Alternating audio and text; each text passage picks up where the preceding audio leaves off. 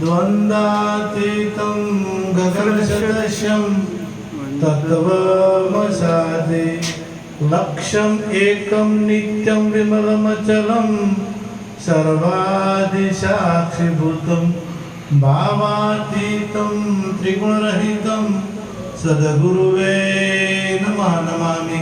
सद्गुरु महाराजनी जय। सद्गुरु निरात महाराजनो जय। सद्गुरु सदाराम बापानो जय। सनातन धर्मनो जय। આજે ભક્તરાજ શ્રી ગોવિંદભાઈની પુણ્યતિથિ નિમિત્તે એમના ભાઈ શ્રી ઈશ્વરભાઈ તથા પરિવારજનોએ મળી અને સુંદર સત્સંગનો મહિમા રાખ્યો। એમાં મારા બળદેવરામ મહારાજ, નવીનરામ મહારાજ તથા તમામ ભક્ત મંડળ અહીંયા તરાથી મારા સાગરભાઈને પણ પધાર્યા છે। અહીંયા થરાથી તમામ ભક્ત મંડળ પધાર્યું છે। જયંતિભાઈ અમારી સાથે, નવીનભાઈ, ગોવિંદભાઈ, રમેશભાઈ તથા મને દેવોભાઈ, નહેરોભાઈ, તમામ ભક્તો। વિશેષ તો આપણને જે સંત મહાપુરુષો જે શબ્દ દ્વારા જે કંઈ આપતા હોય તે શબ્દ આપણા જીવનમાં ઉતરવો જોઈએ અને ઉતરે તો જ મેળ આવે। આપણે કદાચ કોઈ ભૂખ લાગી છે અને મોઢામાં કોઈ કટકો મૂકે કોળીઓ કરી, હવે એ કોળીઓ આપણે મોઢામાં ઉતારવો કે એમને એમ રાખવો? જો ઉતારીએ એ ચાવવો પડે અને ચાયા વગર ઉતારે તો અપચો થાય। ચાયા વગર આખે નાખો ઉતારો તો જલ્દી હજમ થાય નહીં, એટલે એને ઉતારવો પડે અને ઉતાર્યા પછી હજમ થાય। એમ જે કોઈ શબ્દો જે ભજન દ્વારા મળતા હોય, સાખી દ્વારા મળતા હોય, એ શબ્દનું ચિંતન, મનન અને નિધિધ્યાય છે। આ ત્રણ ના થાય ત્યાર સુધી શબ્દનો સાર આપણે જણાય નહીં। હમણાં સાગરભાઈ ભજનમાં ગાયું હતું કે મરણ તિથિનો મહિમા છે મોટો। હવે આ મરણ તિથિનો મહિમા મોટો કીધું તો ખરા, પણ આપણને આ વાત સમજણી કે નહીં? આ જે તિથિ ઉજવી એ તિથિનો મહિમા મોટો કે બીજું એમાં કઈ કીધું કે આ ઉજવી અને ભજન કરી નાખ્યો એટલે આપણો ઉદ્ધાર થઈ ગયો એવું સમજતા હોય તો ના સમજતા। પરંતુ આ તિથિમાં જે વાતો થાય એ વાતો આપણા જીવનમાં ઉતરે તો બેડો પાર થાય।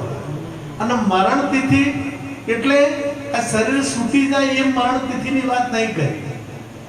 સદગુરુ મહારાજના શરણે જ્યારે તન મન ધન અર્પણ થાય છે અને એ સમયે સદગુરુ મહારાજ તમારું જીવ પણ લઈ લે, તમે જીવતા રાખતા નથી।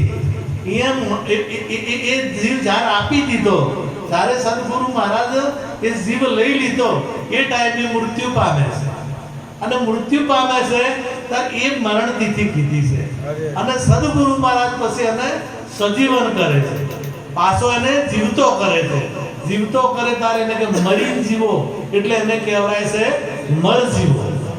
એ પછી મર જીવો થાય છે અને એ મરણ તિથિનો મહિમા મોટો અને એ તિથિ જેને સમજાય તો આ બેડો પાર થાય। એ સિવાય આ તિથિ સમજાય એવી નથી।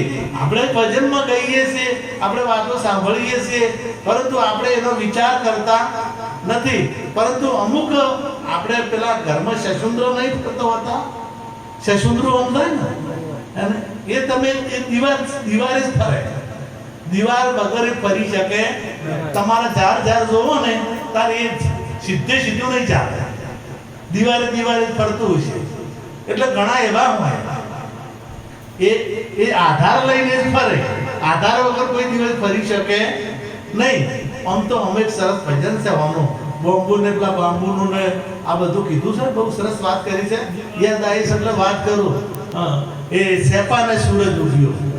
સેપુ એટલે પેલું કોણ ઉડું કહેવાય ને, ચોમાચીડિયું કહી ને એને કોઈ એમ કે દાડો ઉગ્યો છે તેને મનાય?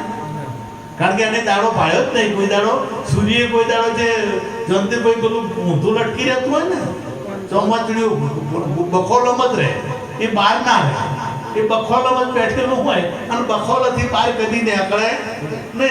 અને ઘણા પહેરી ગયા હશે બખોલામાં, તો જુનાગઢમાં જોતો હોય બખોલામાં, તમે હરદ્વાર બાજુ જોતો હોય બખોલામાં, તમે જંગલમાં જોતો હોય બખોલામાં. આ બખોલામાં બેઠેલા હોય ને એને સૂર્ય સહીની ખબર ના હોય, અને આત્મતત્વ શું છે એની ખબર ના હોય, કારણ કે એમને અંધારું જ જોયું છે. અંધારા સિવાય બીજું કોઈ જોયું નથી. એટલે કોઈ એમ કે સૂર્ય ઉગે કે ઉગતી ના ઉગે. હવે આ આની બધી પંચાયત થઈ કે મને ભેળા કરો બધા, અને આ આપણી નાચમાં આવું ક્યાંથી આવ્યું? બસ તો એની નાચવાળા બધા ભેળા કર્યા. પેલી વાઘોળને લાવી, શશુંદરાને લાવ્યો, અને બધાનો નેતા કોણ? ઘુવડ. આ બધાનો નેતા ઘુવડ, બધેથી મોટો ઘુવડ. એને કોઈ દિવસ સૂર્ય ના જોયેલો, વાઘોળો સૂર્ય ના જોયેલો હોય, આ કોઈને સૂર્ય જોયેલો ના હોય. એટલે ચર્ચા થઈ. એટલે આ જે એક પેલું બંબોઈ કીધું, ઓમે હેડ અને ઓમે હેડ, બે બાજુ હેડ.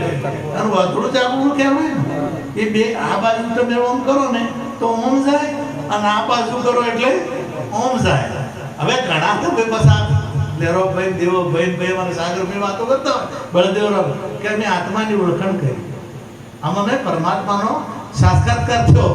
એટલે પેલા નામ હોય બહાર વાળા આમે જિંદગી કાઢી હોય છે, પણ કોઈ દાડો અમે ભગવાન પાડ્યો નથી. આપણે ગોરધન બાપુ એક વખત વાત કરી હતી મને કે હરદ્વારના ઘાટ ઉપર એક 75-80 વર્ષના મહાત્મા મળ્યા આપણે, અને મહાત્માને બાપુને બેને ચર્ચા થઈ.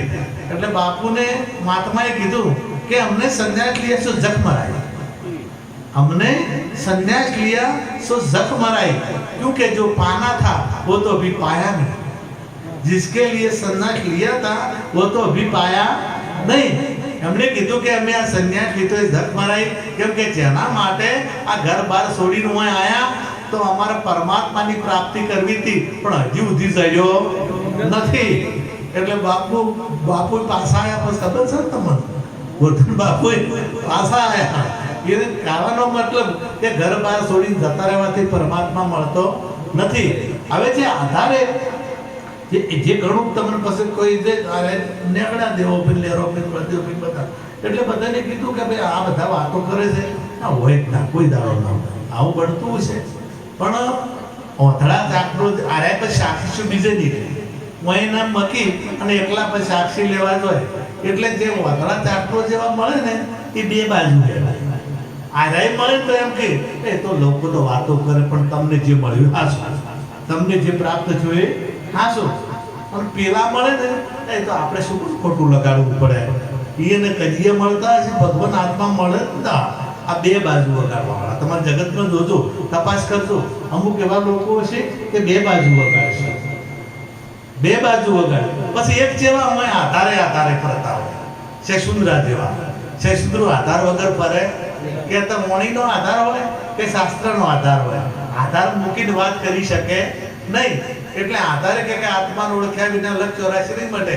વાત સાચી છે ભાઈ, આત્માને ઓળખાય તો કોઈ સંતે એમ કીધું કે આત્મા સોનાનો સૂરજ ઉગ્યો, આવી વાત કરી તો ભાઈ ભજન તો કહે છે કે ઓળખવાનું કહે છે, ભજન તો કહે છે ઓળખાય છે, ભજન તો કહે છે કે જન્મ મરણ મટે છે, ભજન તો કહે છે કે સાક્ષાત્કાર થાય છે.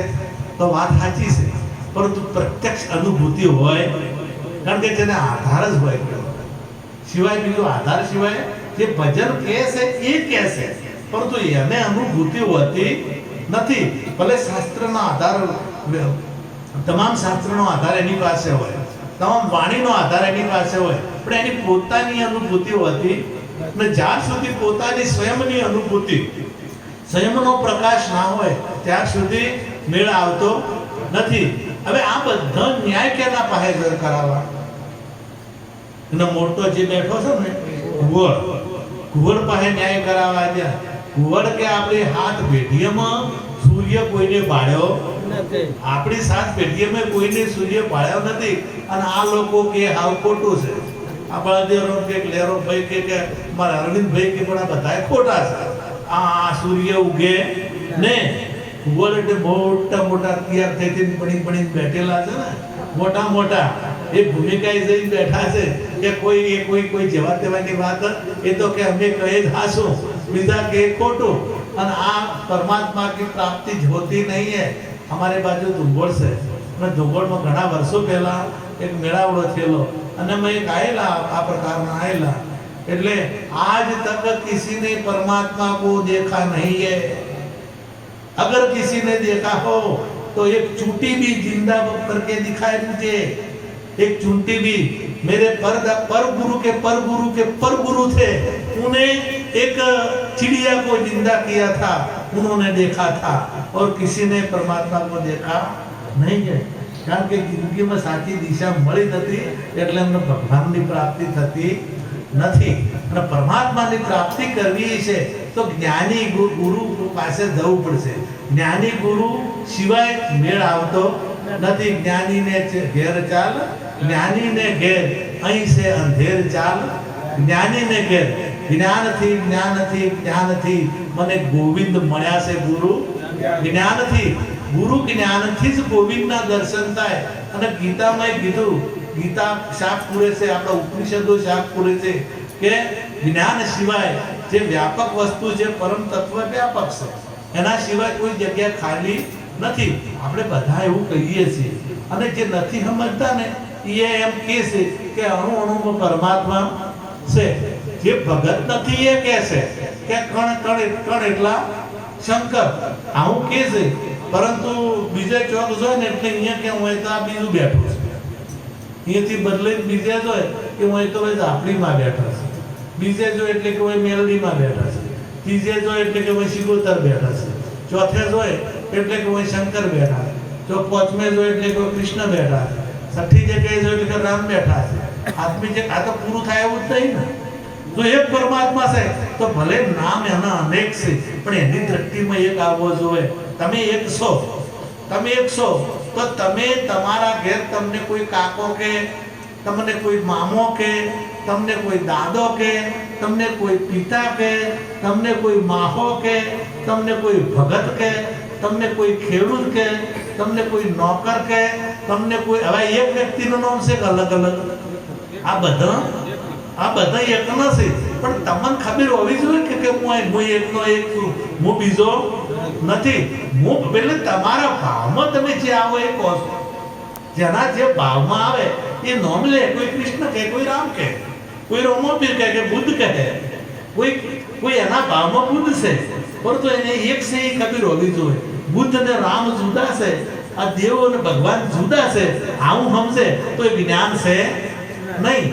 જો તમે ગમે તે દુનિયામાં ફરીને આવો, તમને કેટલા બધા લેબલ લગાડવા માટે લોકો લગાડી દે પણ તમને તો નક્કી છે કે હું તો એનો એ છું, હું બદલાણો નથી।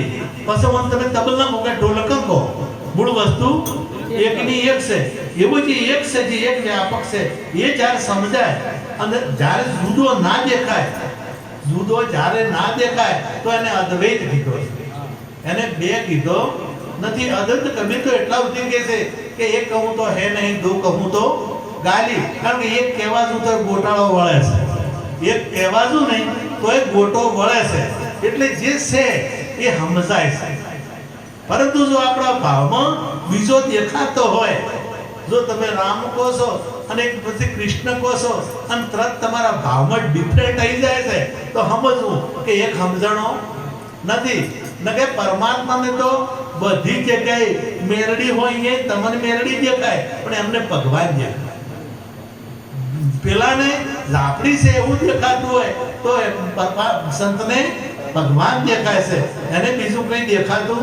જ્યાર સુધી આ એકત્વનું જ્ઞાન નહીં થાય ત્યાર સુધી તમારી જે જન્મ મરણની જે ભ્રાંતિ છે એ ભ્રાંતિ તૂટશે નહીં અને એક પરમાત્મા નક્કી થશે નહીં। ઘણા તો 20 દીવા કરે એટલે એના મનમાં તો નક્કી નોખો છે એ વાત નક્કી કે જુદો છે એ વાત નક્કી ને, અલગ અલગ આ ફરણી માનો, આ માનો, આ બાપાનો, આ બધા અલગ અલગ દીવા કરે તો એને બધા અલગ અલગ છે કે પણ તમે એક જ વસ્તુની 10 આઈટમો બનાવો ના બનાવો।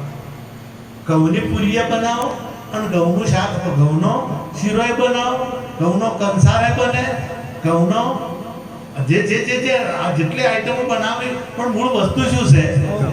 ઘઉં છે। એવી રીતે પરમ તત્વ જેને કહીએ છીએ આપણે, એ પરમ તત્વનો સાક્ષાત્કાર ના થાય, પરમ તત્વની જ્યાં સુધી આપણે ઝાંખી નહીં થાય ત્યાં સુધી આપણે જ્ઞાનની ઉણપતા છે। એટલે એના માટે મેં પ્રથમ શબ્દમાં કીધું હતું કે ચિંતન મનન અને નિધિધ્યાય। આ ત્રણ વસ્તુ નહીં હોય અને એને ભજન કીધું. ભજન ગાવું એ ભજન નથી. ભજનનો સીધો અર્થ કરે ભજન કરો એ મહાપુરુષો કહેતા હોય તો ભજનનો અર્થ જ છે કે તમારું ચિંતન મનન કરો. અને ભજનનો અર્થ સીધો કરવા તો યાદ કરો. તો ખાલી યાદ કરવાથી મેળ આવશે નહીં. અને તમને જો સાક્ષાત કથા એમ કે ભગવાનનું યાદ કરો, ભગવાનનું સ્મરણ કરો, ભગવાનનું નામ લો, આવું બધું ઘણા બધા લોકો આપણને કહેતા હોય છે. તો આપણને જેનો સાક્ષાત્કાર થયો છે, જો નજર કરો સાંભળ્યાની સાથે રે સુરતા તો લેરો લે ત્રિવેણીના ઘાટે અનુભવની વાતો કે. જો એવો સાક્ષાત્કાર થઈ ગયો હોય તો તમારે એને યાદ કરવો પડે ના.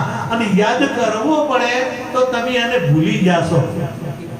તમારી નજર સામે જે છે એને તમારે યાદ ના કરવો પડે કે એનું ચિંતન ના કરવું પડે કે એનું મનન ના કરવું પડે કે એને કઈ તમારી હોમેજ છે એનું તમારે શું કરવાનું આવે કહો. મારા હોમેજ છે એ જ્યાર સુધી અનુભવ નહીં થાય એ અનુભૂતિ. અનુભવ પછીની વાત અનુભૂતિ. અને અનુભૂતિ જ્યાર સુધી નહીં થાય ત્યાર સુધી આપણે આપણું જે લક્ષ્ય આપણે જેને પરમ ગતિ કહો છો ને એ તમારી ગતિનો અર્થ તો ચાલવું થાય ને. ગતિ કરવી એટલે કે આટલી ઝડપ છે ગતિનો અર્થ. તો સંતોને પરમ ગતિ કીધી. પરમ ગતિ કેમ કીધી કે તમારું જે લક્ષ્ય છે લક્ષ્ય સુધી પહોંચવાનું. હવે આપણું લક્ષ્ય શું છે? પરમાત્મા સુધી પહોંચવાનું કે બીજું કોઈ? ભજનમાં પરમ ગતિ કરી એને કહેવાય કે જે પરમાત્મા સુધી પહોંચવાનું લક્ષ્ય અને પરમાત્મા સુધી પહોંચી જાય એટલે બસ તમારે અને પરમાત્માને જુદું પણ રહેતું નથી. નદી જ્યારે સાગરમાં મળી જાય ત્યારે નદી નામ રહેતું નથી. બિંદુ જ્યારે સિંધુમાં મળી જાય ત્યારે નામ બિંદુ રહેતું નથી. એમ જ્યારે જીવમાં શિવ મળી જાય ત્યારે પછી જીવ નામ રહેતું નથી. અને પછી એને કોઈ કહેવું પડતું તારે પછી એ કે ના કહી છે બોલ્યાથી બગડી જાય અબોલા શાને કહેવાય. એટલે આપણે પેલા દંડો છે જગતની અંદર દંડો ઘણા છે. આપણને ભજન તમે કરો તો ઘણી જગ્યાએથી તકલીફો ઊભી થતી હોય છે, વિટંબણાઓ ઊભી થતી હોય છે, પરીક્ષાઓ આવતી હોય છે. પરંતુ એ બધી ચિંતા કર્યા વગર તમે ભજન કરો છો તો આવશે. પૂર્વેના જે મહાપુરુષો છે ને એમને ભયંકર તકલીફો આવી છે, પરીક્ષાઓ આવી છે. તમે હરિશ્ચંદ્ર જો, તમે આંબાબા નરસિંહ મહેતા જો તો એમની પરીક્ષાઓ થઈ છે. પરંતુ એક દ્રષ્ટોન કહું અને પછી આપણે સમય પૂરો થયો છે એટલે એક